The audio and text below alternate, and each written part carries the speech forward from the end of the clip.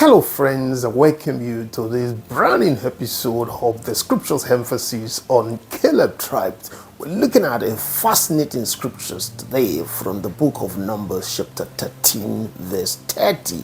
And that scripture said, then Caleb silenced the people before Moses and said, we should go up and take possessions of the land, for we can certainly.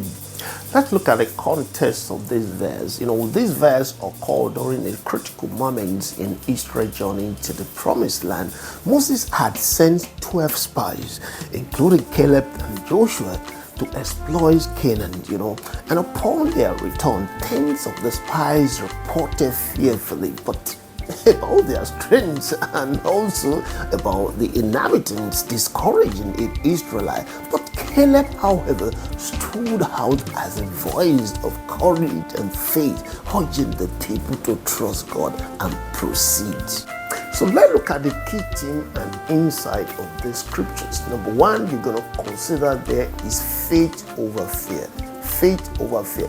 Caleb responds contrast sharply with the fear and doubt expressed by the other spies. Why they focus on the challenges, but Caleb focused on the God promises and power.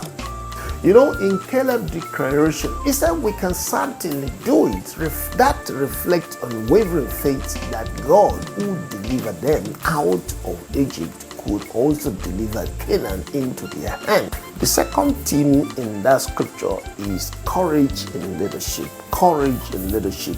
Caleb's willingness to speak up amid fear and dissent demonstrates the leadership, and he silenced the crowd, showing boldness to redirect their perspectives towards trust in God. And one thing you must understand is that leadership often requires standing firm in faith, even when the majority opposes it. The third key themes in that scripture is confident in God's promise. Confident in God's promise. Caleb's certainty wasn't based on his own strength or strategies, but on the promise God had made to Abraham and his descendant in Genesis chapter 12 verse 7, because he knew that God's word was unchanging and that obedience was the key to victory. Now, the fourth key point or the key is the vision beyond obstacles. While other spies saw fortified cities and giants, Caleb saw a land already given by God. In Numbers chapter 13 verses 2, his faith enabled him to see beyond the obstacles to the fulfillment of God's plans. The lesson for today, number one, is for us to trust in God's promise. To trust in God's promise. Just as Caleb trusted in God's ability to deliver the land, believer today can trust God's promises despite the challenges or probably the opposition that they might face. The second lesson we must learn today is to focus on God, not giants. Focus on God, not giants. Giants in life, difficulty, fear, or uncertainties can paralyze us if we focus on them. Caleb teaches us to keep our eyes on God, who is greater than any obstacles. And the third lesson we must learn in today is to be a voice of faith. Be a voice of faith. In a world that is filled with negativities and doubt, being a Caleb-like voice of encouragement can inspire other people to trust and act in faith. Let me give you the third lesson there. You have to act boldly in obedience. Act boldly in obedience. Faith is not passive.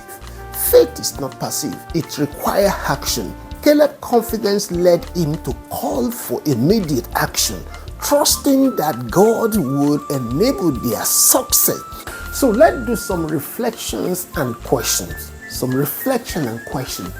What giants in your life are challenges and faith?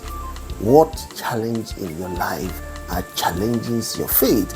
And number two is, how can you cultivate Caleb kind of faith and boldness in your life, or probably in your daily walk with God?